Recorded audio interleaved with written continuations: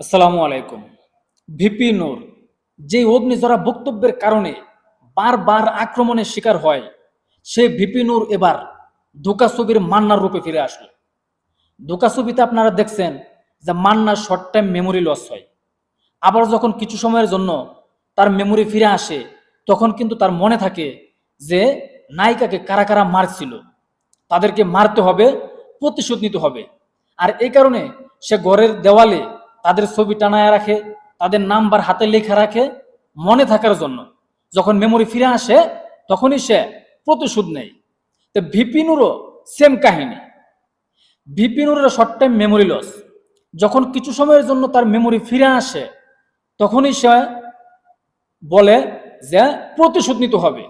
তার মনে পড়ে যে আওয়ামী লীগকে, জাতীয় পার্টিকে নিষিদ্ধ করতে হবে, ব্যানিশ করতে হবে। মেমোরি ফিরে আসার পরেই কিন্তু এরকম হুঙ্কার দেয়, এই ধোঁকা ছবির মান্নার মতো। আর এই কারণে এবার মেডিকেলের বেডে শুয়ে থেকেই আওয়ামী লীগকে নিষিদ্ধ করার জন্য, জাতীয় পার্টিকে নিষিদ্ধ করার জন্য এক হুঙ্কার দিয়ে বসলেন। তো চলুন দেখি ঘটনার প্রেক্ষাপট কি। সাবেক বিপি নুরুল হক নূর বলছেন, তার মানে কি তারা আপাকে ফেরাতে জাপাকে রক্ষা করতে চায়। তাহলে কারা? ফেসবুকে দেওয়া এক পোস্টে তিনি বলছেন, তারা আপাকে ফেরাতে জাপাকে রক্ষা করতে চায়। কারা?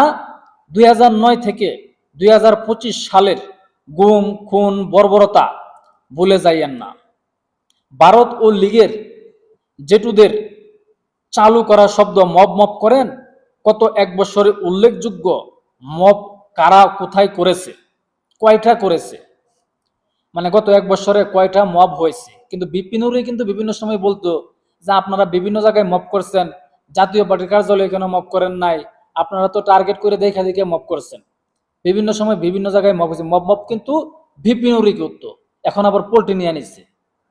তিনি আরো বলছেন, জুলাই যোদ্ধাদের এই আওয়াজটুকু না দেখালে আর সরকার প্রধান ডক্টর ইউনুস ছাড়া অন্য কেউ থাকলে টের পাইতেন মব কাকে বলে, মবের প্রভাব কি। তিনি আরো তিনি তার বক্তব্যের শেষে লিখেছেন, বাংলাদেশের ভবিষ্যৎ অস্তিত্বের জন্য আপা এবং জাপা লীগ নির্মূলের বিকল্প নেই। দয়া করে এখানে সুশীলগিরি দেখায়েন না। আমরা ফেসিবাদ বিরোধী বাংলাদেশ পন্থী জনগণের ঐক্য চাই। এই ভিপিনুরই মব মব করতো বিভিন্ন সময় যে সরকারের পৃষ্ঠপোষকতায় এই মব হইতাছে।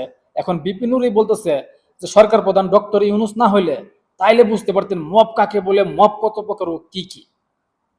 তো দেখা যাক যে ছাত্রলীগকে এবং আওয়ামী লীগকে এবং জাপাকে নিষিদ্ধ করার জন্য বিপিনুর মেডিকেলের বেডে শুয়ে থাকিয়া এই ধোঁকা ছবির মান্নার মতো এইভাবে হুঙ্কার দিছে, সরকার কি করে। আসলে ধোঁকা ছবিটা ভালোই লাগে, যখন একটা শব্দ করে আসে না, মানে তার মেমোরিটা ফিরে আসে, ভালোই লাগে কিন্তু। তো দেখা যাক সরকার প্রধান কি করে, অপেক্ষায় থাকুন। সালামু আলাইকুম।